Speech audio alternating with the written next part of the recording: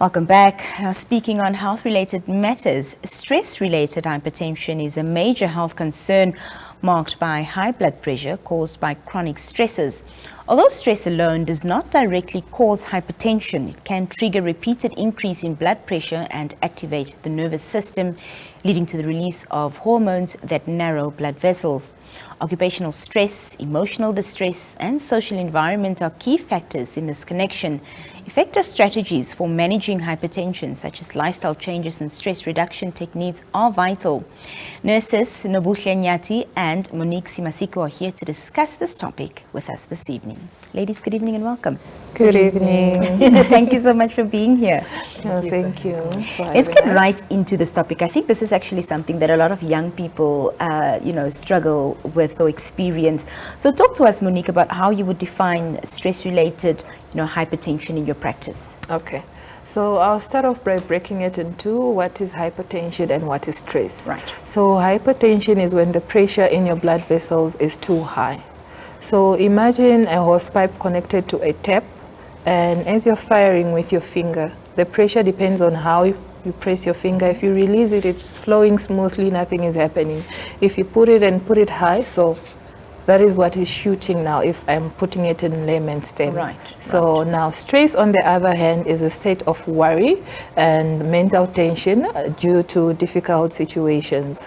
So therefore, stress-related hypertension would be this blood that is pressing through your vessels that is becoming too high, it being at that state because of these worries or these mental tensions that you are going through.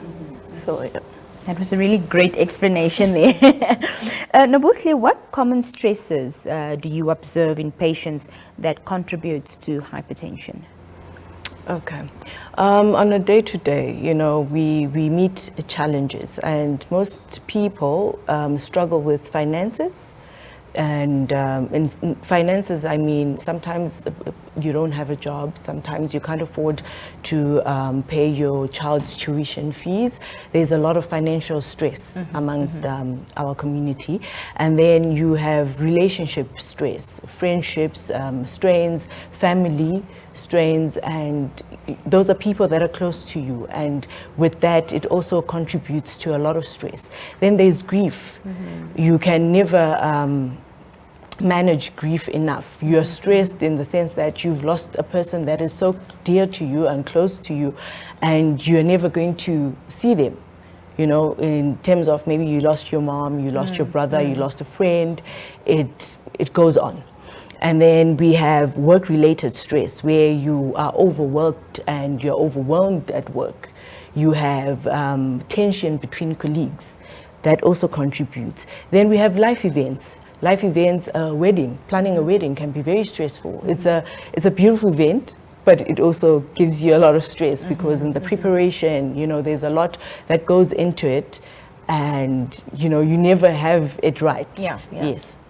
Monique, talk to us about the psychological mechanisms. Can you explain by which means, stress affects blood pressure? All right, so from what Nobuhle said, I think we now all know what those stressful events might be. Yeah. So what happens is, think of a body as a machine. So there's a lot going on in our body. So let's say you are going through an event like a wedding, you're planning your wedding, and it becomes very stressful. How do we know then that you are stressed, and how is it connected to blood pressure? Yes. We have your sympathetic nervous system, which is triggered. This is a flight and fight response. So when you have this tension, when you have this worry, you are unable to sleep at night, your sympathetic nervous system comes in. What does it do? It releases, I'll call them soldiers, which you call your adrenaline and your norepinephrine. So this adrenaline then makes your heart rate goes up because you are in that fight or flight response. So then what happens then if your heart rate is up? That's when the blood pressure comes in now. It shoots and it goes up. Remember I said it's when the pressure in your blood vessels becomes too high. So now imagine if you are going through mourning or you are going through grief and it's and endless. We can't put a timeline to morning. And if you are unable to handle it or control it, it means you will be in this consistent state whereby your heart rate is always up. And then that's when your blood pressure now comes into play. It will be uncontrolled. It will go higher than normal. The other factor also, we have certain hormones that are related to stress. So if you got a new position, it's too demanding, it's too overwhelming, the workload is too much. And then we have a hormone that sits on your kidneys. We call them the adrenal glands. These glands are going to release your cortisol. I think we have all heard of cortisol. So this cortisol usually is there to regulate stress. So it will be released when you are in this stressful situation or when your body is responding to stress. So is what the cortisol's job is to try and lower the stress. The cortisol's job is it's released when you are in that stressful event, and it's there to try and regulate. Right. Yes. So imagine if you are in that constant anxiety, you are in that constant worry, oh my goodness, am I really going to meet the demands of this workload? Oh my word, will I make it in this 6-month probation, or perhaps I will not suit for this job that requires too much work, what. You know, we always have those self-doubting words, and it makes it worse, the type of environment that you are in. And then what happens? Cortisol, when it becomes too much in your blood, it makes it difficult for sodium to be retained. Sodium is salt. So if you go back to the history of blood pressure, you also realize that they will tell you reduce your salt intake. Yes. Why? It's because of the sodium. So now cortisol is there, the salt is unable to be retained by the body, and then your blood pressure shoots up.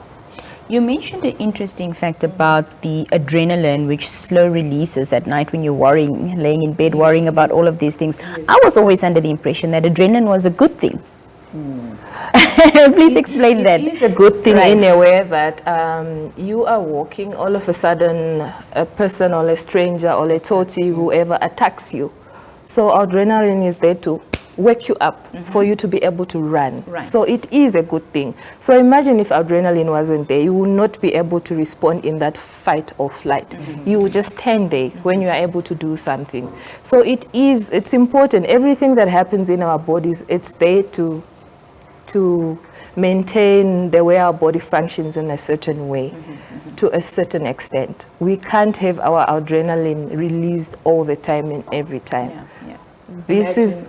Imagine you're trying to sleep and your adrenaline just is released. You're agitated, you're anxious, you're having heart palpitations. You can't sleep. So you can't have adrenaline all the time. It has to be when you need it. Yes. Well, thanks for clarifying that. Also, Nobuhle, what assessment tools would you use to evaluate stress levels within your patients, around hypertension? Okay, so as she mentioned cortisol, we measure that in blood and urine, and then also self-assessment or self-report, where the patient comes in and says, oh, I'm very stressed, or I'm feeling fatigue, I've got a headache, I can't sleep, I've got palpitations. Then you probe, you then ask the questions. What happened? Did anything change? Is it work? Is it family? Is it life issues? So then you use those to assess if the patient is going through stress. I want to talk about, non-pharmacological interventions that you would recommend for managing stress and hypertension, Monique. Yes, so that is very important, because as much as we want to treat, we always look at prevention first. So certain things like meditation, we all can teach ourselves on how to meditate. Meditate can be reading a Bible. Meditate depends on person to person. I can meditate reading the Bible, the other person can meditate in a peaceful and quiet place. Physical activity, you don't necessarily have to join the gym. Our lives are too busy and demanding. It's work, it's kids, it's whatnot. You can take a walk with your daughter. You can engage and have playtime with your children. You can, if you have a dog, walk your dog for 40 minutes or 45 minutes. Reduce your salt intake. Stress also leads us to eating. There's many hormones that play a role. So you find yourself that you start overeating, and then you become overweight, and then, which is also an added risk factor to you developing hypertension. So if you are physically active, if you meditate, if you watch on your diet to make sure that, okay, my salt is reduced, I take enough water, and reduce it as much as you can. I mean, I'm not saying you shouldn't mourn a person when they die, you shouldn't be anxious when you're getting married, but just find ways in which you are able to cope. Yeah, and if you can't, we like sitting with these problems. That's the time when you have to talk to someone. Go out, laughing with friends will release that adrenaline in a good way, the happy hormones, that the endorphins that we call. So those are certain other ways in which you can definitely manage without you ending up to being on medication. If once I get tested for my cortisol levels, get tested and it shows that my cortisol levels are high, are there non-medicinal ways in which I can get my cortisol levels low, Nobuhle?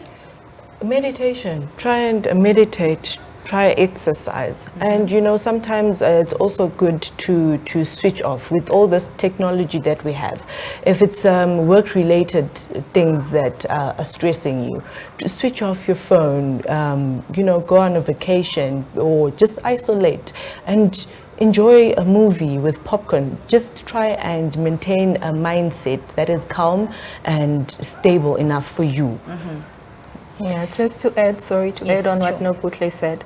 So when we are measuring cortisol, you just don't randomly walk in, because cortisol picks up and falls, drops as you go on. When you're waking up during the day, it's not the same energy that you're going to have throughout the day. So we measure cortisol levels, and they differ. The normal ones, if you took your blood test, let's say during the morning, it will differ to when you are taking your blood test during the afternoon. So that also plays a role. And if it's uncontrollable, that's where your Cushing syndrome comes in, and that, unfortunately, you have to be treated for it. And one of the risk factors, if you have Cushing syndromes, unfortunately, it's hypertension. How do you educate your patients about the links between stress and hypertension, Nobuhle? As she mentioned before, Monique, when you're stressed, certain hormones are released in your body, and those hormones are the ones that spike your blood pressure. It doesn't stay constant, it fluctuates. It goes up, it drops, it goes up, it drops again. So that's the link. So you'll find that when there's adrenaline, you've got heart palpitations, your sweaty palms, you've got a headache, you're anxious. That is the time that your high blood pressure is spiking. So that is the link between stress and hypertension. Not necessarily to say that stress is the cause, or yes, but you might be stressed and your hypertension is spiking due to the fact that it's stress related. Yes, it's stress triggered, to be precise. From what you ladies have been speaking about, it seems like a lot of the improvement can come from, you know, lifestyle changes and making different choices. Can you share some success stories with us, Monique, of patients who, you know, improve their hypertension through stress management? Yes. I once had a certain patient, and it was one of those random health checkups. Not that she was sick or whatnot, and her blood pressure was really high, as in 190 something, like uncontrollable. For us, we call that a hypertensive crisis. Luckily for us, at least she was open enough. It was one of the health checks, like I said, so we also had a questionnaire. It was more on everything. And luckily she mentioned that it's because of what she's going through at home. And that's how we told her that it's unfortunate, you came here for this, but now look what we have uncovered. And at least you are accepting to say this is what is going on. And we counseled her and referred her, and she followed up, because we usually do it on alternative 2 to 3 days. And you could see that it was dropping. So fantastic. So some people really do adhere, some people really do try, and sometimes it's just that person that you need to talk to. You might not be comfortable talking to your sister, but a random stranger, a nurse or a social worker or whoever might. Yeah. And some patients really do adhere. So if you tell them to say, okay, try this, they'll be back, they'll be like, no, but it's not helping, sister. And then I'll refer you, or we refer you to a social worker, we'll refer you to a psychologist, I'll engage a dietitian and all that. Yeah. So some patients really do adhere, and it's wonderful because it's a silent killer. If you have heard of people who die in their sleep, it's usually a heart attack or a stroke. Well, we're out of time, ladies, but I just want you to each briefly, speak to our viewers and just tell them what the most important thing they can do in terms of trying to live a stress-free life, because now, as we know, it can lead to hypertension, which is obviously a much bigger issue. So what tips or advice would you give, in terms of managing everyday life? Okay, I would say life is stressful on a general, but sometimes taking a step back, breathing in and out, do it maybe 5 to 10 times, and just try and stay calm and understand that your body needs to relax and your mindset needs to be clear for you to go through life situations. There's no point in you stressing about something. If you can't find a solution, talk to someone who may have the advice or who may educate you on what to do. Thank you. Yes. From your side, Monique, very briefly? Yeah, so it's like what Nobuhle said. Take it easy. Close your eyes if you have to. Breathe, count, pray, do whatever makes you happy. Zone out during that moment, because the important factor here is chronic. When anything becomes chronic, then it becomes dangerous. I like that. When anything becomes chronic, it becomes dangerous. Thank you so much for your time here this evening. It's lovely having you with us. Thank you for having us. Well, on that important health note, it's also time to say goodbye this evening. We're back, of course, tomorrow, same time and place here on NBC 1, 6 p.m. sharp. Until then, it's good night.